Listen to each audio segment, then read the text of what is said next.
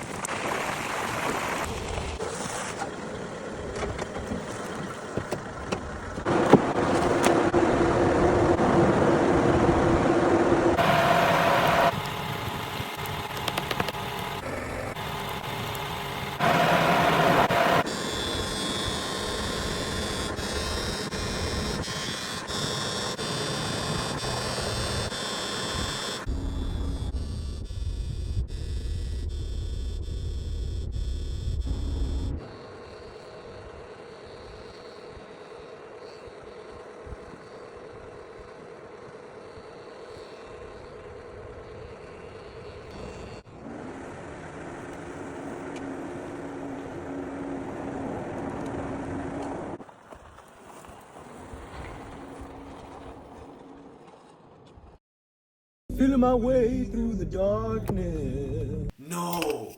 I completely forgot to hold this the whole time.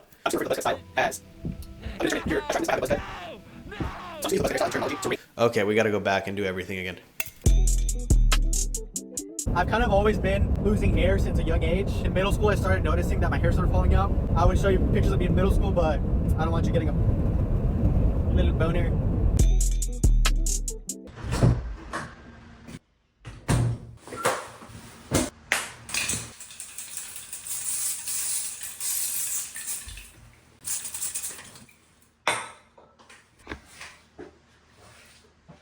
Welcome, class. Today we're going to be talking about hair. Okay, now a quick disclaimer. I am not a doctor. But Dr. Ming here is, and he will be validating all of your concerns moving forward. And I'm not a doctor or anything, so I do want to put that out there. If you listen to me, look at me. Like, Let me go a little bit more in depth about the type of hair loss I was dealing with. So as you can tell, I had the Vegeta hairline with the 5-head combo. And on the Norman Osborn scale of horribleness, of baldness, you can tell that I was probably between, let's say, a cooked and it's over for me. So I had to do something about it. I wasn't going to wait until I was 40 and I had even more recession to get something done. it was pretty evident that I needed to get something done or else I'm going to actually be completely stage 7 bald by the time I'm fucking 30. Because obviously the results are going to turn out way worse for a hair transplant. So what did I do then? Well, now normally hair issues are amplified by your facial aesthetics. And as you can see, rounder facial structure is going to really amplify your loss here. I have a really round head as well, so I just look like fucking Tuco from Breaking Bad. So what you have to do instead is, you have to keep your hairline pretty well. That way your facial aesthetics don't get fucked up. If you're like Jason Statham, you have a huge jawline, then having a receding hairline isn't really going to affect you as much. And that's why you can pull off the quote-unquote bald look. But in general, for most average guys, it's going to be really important for you to keep your hairline straight and looking good and looking low. Especially if you're early in your 20s. What are you doing balding at 20? Also, depending on your ethnicity, for example, I'm Mexican, but a lot of Mexican guys have really low and good hairlines. I just wasn't one of the fortunate ones. I love being Mexican, it's better than being... Now you might be asking, Dr. Ming, how do I get the follicles so the hose be on my bollicles? Well, I have an answer for you. We first have to understand why hair loss occurs, and it's very quick and simple. So your nuts, they kind of create testosterone, and that testosterone creates DHT. And what DHT does is it thins out your hair and makes it a lot weaker. And over time, that hair follicle shrinks to the point where it doesn't exist. And that's when you get this receding hairline. Now you might be asking, why does the body create DHT in the first place? Well, it's actually to help grow the male sex organs. So if you're balding, you might have a bigger Johnson. And if you don't, well, welcome to the club. Now you're just bald and have a tiny dick. You're basically a Roman philosopher. So, You know, like name one statue that was carved to be bald. Exactly. There's none because that would be stupid. And we have to represent the best of, for example, in this time frame, we're talking about Rome. Romans would not portray themselves as someone with a lack of hair, wealth, beauty, status, and whatever they were, because they were at the top of the world. There's never been one bald statue. and so it's not a good hormone to have in your body later on in life. Okay, so now we know why we go bald. What are we going to do about it? Well, there's three main ways of preventing hair loss. The first being minoxidil. Minoxidil increases blood flow to... Well, minoxidil was first used as a treatment for Minoxidil was first used as a treatment for hypertension or high blood pressure, and it kind of opens up your blood vessels. And the side effect of that is it causes more hair growth because there's more blood going towards the hair follicles that are weaker on your head, and therefore they grow a little bit stronger and healthier than they would have without minoxidil. And so what that does is when you take it in small doses, it's a really effective way to grow out your hair. It also helps with beard growth and chest growth. It also helps with growth. Minoxidil is also taken orally or I was feeling pretty lightheaded on the first few days of minoxidil on 5 milligrams per day. But after a certain while, your body gets adjusted. You might have a slightly higher heart rate, but it's not enough to affect you, and your body will regulate it if you're young. So that's what's great about doing this early on in your life, because the side effects don't really affect you as much as they would an older person. It's gonna grow hair everywhere. Instead of just being on your head, it's gonna, you know, like mustache, your beard, goatee, whatever, your chest hair, fucking bald hair probably, and your taint for sure. You know, you're just gonna have dreadlocks down there. Next is Dutest and Finasteride, and what both of these do is they make the production of DHT. What I'm going to do is do it triannually through injections. My production of DHT is pretty high based on my genetics, and so having the injection, it could help reduce thinning, recession by insurmountable amounts. That's a big word for Elmo. Potential side effects might include erectile dysfunction. Tooting is a side effect of beans. So minoxidil's tooting would be erectile dysfunction. You don't want that, from what I've heard. The way to mitigate that is you just take it in smaller doses until you don't have erectile dysfunction anymore. I forgot which one does it. Minoxidil or dutasteride is the one that makes your dick stop working. But whichever one makes your Willy Wonka will stop it. And that's kind of how we'll take it. It shouldn't be permanent if it does happen, especially if you're younger. It's not going to completely screw you for life. And obviously the third way of getting your hair back, which was the main step that I did, was the hair transplant. The main thing with this, it's going to be a fouet extraction. Which, it is follicle unit extraction, something like that. And what that does is basically you take hair from the back of your head and you place it on the front for a little bit, and then it grows a hairline. Eventually, you know, because like blood vessels are still coursing through your forehead, and transitioning them from the front to the back doesn't necessarily kill the hair follicles. Once you implant them, they'll be receiving blood flow and they'll start growing again.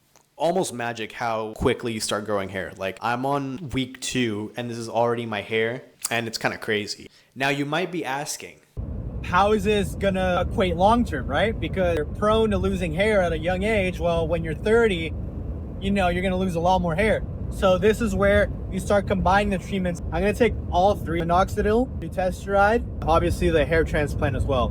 Any hair that is prone to DHT will get counteracted by the dutasteride and the minoxidil. And then the hair I transplanted obviously isn't affected by DHT because I took it from that donor side, and so it doesn't get affected. So even if you lose all your hair, you're never going to lose this front hair. here's where choosing your doctor matters a lot, because I personally did my surgery in Mexico. Why'd I go to Mexico? Been to Mexico a lot of times, very comfortable speaking Spanish. So there was really no miscommunication. There's really no miscommunication when it came to my wants and needs and translating that to the doctor. And of course, it's cheaper than the US and it's closer than Turkey. And why would you go to fly across the world when you could just go to your next door neighbor? So for a lot of people that aren't that comfortable going to Mexico, I would recommend going to the States. I don't know anything about Turkey. I wouldn't feel comfortable going there. So I would understand why people wouldn't want to go to Mexico. That's why I would promote people to just do their own research. Plus, I got a referral from a friend. Plus, I've seen a lot of the other work they've done there. Plus, I'm familiar with the area. But the professionalism and the results are 100% there. I did not have any doubts or worries going into it. And afterwards, I was really satisfied with the result. All right, now let's go over a little bit of the prep. So there's really no pre-op stuff to be done here. First of all, you just have to get your blood work done and you have to shave your head. That's kind of the only 2 steps you have to take in order to get this surgery. Obviously, you also need money, but whatever. Now, going into the actual surgery day, you will see here that I'm pretty hyped. That's for a good reason. I was pretty confident in the decision I made. Going into the surgery day, some places let you keep the top of your hair and just shave off the donor area. That way you just have the implant area be short while the rest of your hair looks normal. Personally, I wouldn't recommend that. I would just say shave it, make it easier for the doctor to figure out exactly how your hair grows, and that way you get the best result. All right, now that you're bald and ready, let's go into the actual surgery. The first thing to do was draw your hairline. At first, I did want it a little bit lower because I was so used to having a Vegeta hairline that I was like, dude, it's gonna look so bad if I don't have it lower. I don't think I've ever had my hairline actually this low. It's like a little bit more than 3 fingers. Like you can't fit a 4th one there. But the illusion of having receding corners made it feel like my forehead was a lot bigger than it was. Hello, I would like to help you buy car. Use car. But really just filling in those corners and lowering it down probably like a centimeter is what caused it to look really natural and kind of normal. If I had it too low, I think it wouldn't have looked as good. They also drug you at this point to make you feel a little sleepy and so you don't move around or whatever. And you're going to be in this kind of massage chair looking thing where they put your head through this little hole and they just start extracting the donor hairs off of your head. Oh, actually it's really itchy right now. Oh. And that takes around an hour. Very simple. They also inject you with local anesthesia, and that's just so you don't feel any of the pain, obviously. It feels like your head has another layer of skin, which feels funny and weird at the same time. What the fuck am I writing? Alright, once the doctor is done, they flip you over like a pancake, and they start putting in those hair follicles. And once you got all your hairs in, you're good to go. You planted grass? Grass?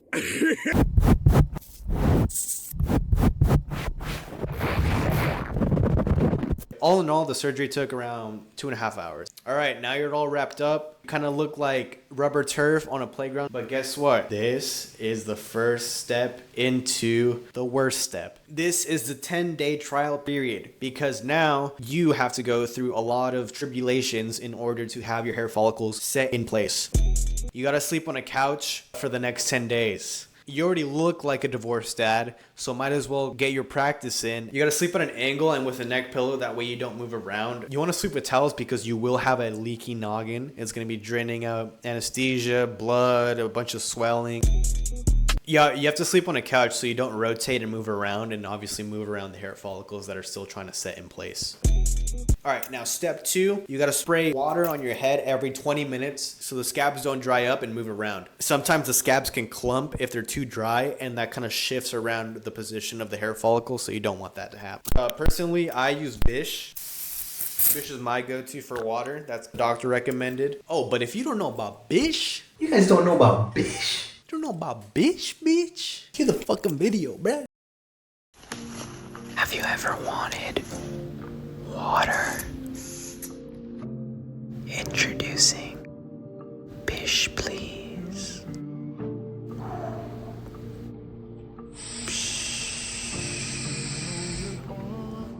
Just look at it.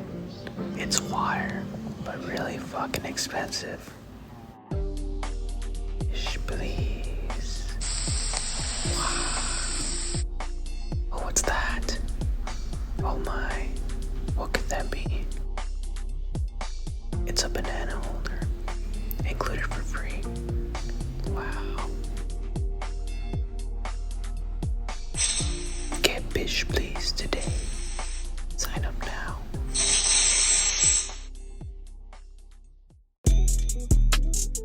And then other disclaimers during the 10-day trial period, you will have a piece of tape on your forehead and you want to massage that piece of tape. That way all the anesthesia drains off the sides of you versus going onto your nose and eye region. Because if it does, you will look like Kung Fu Panda ate the Furious 5.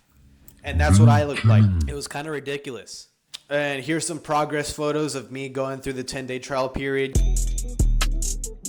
What's up, guys? Dave Batista here. Just want to update you on day 2. As you can probably tell, my face is probably like 10%, 20% wider right now, which is actually insane. My cheeks look like I had like a botched plastic surgery, just insane to me. I measured my fucking head and it's like, it is 23.5 centimeters. That's how wide my head is right now. I don't have a baseline of what my head would be, but it's actually ridiculous how fucking, I don't even look fat. I just look like I smushed my head in. And I'm about to go wrestle fucking The Rock right now. So that's kind of ridiculous. Other notes for the second day, you can tell like the line is getting a lot darker, obviously getting a lot itchier too. I did have a little bit of a mishap though. I was doing my laundry and I have a little shelf overhead where I was folding shit. And then I smacked my head on the shelf like this, just tapped and smacked it.